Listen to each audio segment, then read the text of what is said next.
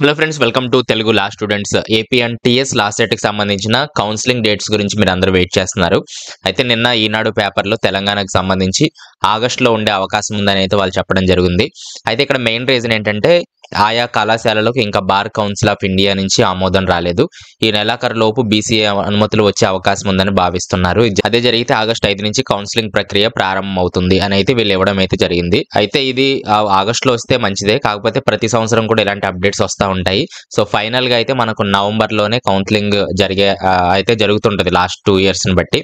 Already మనం videos చేయడం జరిగింది ఏపీకి అలాగే తెలంగాణకి.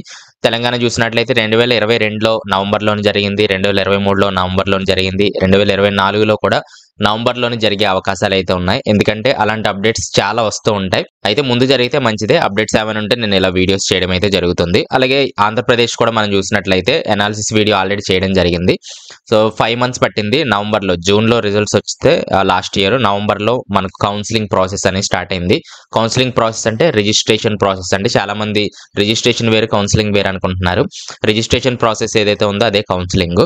కాబట్టి ఏపీ కూడా ఈ సంవత్సరం నవంబర్లోనే వచ్చే అవకాశాలు అయితే ఉన్నాయి. దాన్ని బట్టి మీ ప్లాన్స్ అండ్ ప్రిపరేషన్స్ కూడా చూసుకోండి. ప్రస్తుతానికైతే ఇది అప్డేట్స్. ఏమైనా అప్డేట్స్ ఉన్నట్లయితే వీడియోస్ చేయడం జరుగుతుంది. నెక్స్ట్ వీడియోస్ నుంచి నేను కాలేజెస్ గురించి చెప్తాను. ఏపీ అండ్ తెలంగాణలో ఏమేం కాలేజెస్ ఉన్నాయి, ఫీ స్ట్రక్చర్ ఎలా ఉంది, తర్వాత ఇలా చాలా విషయాలు అయితే మనం మాట్లాడడానికి ప్రయత్నం చేద్దాం.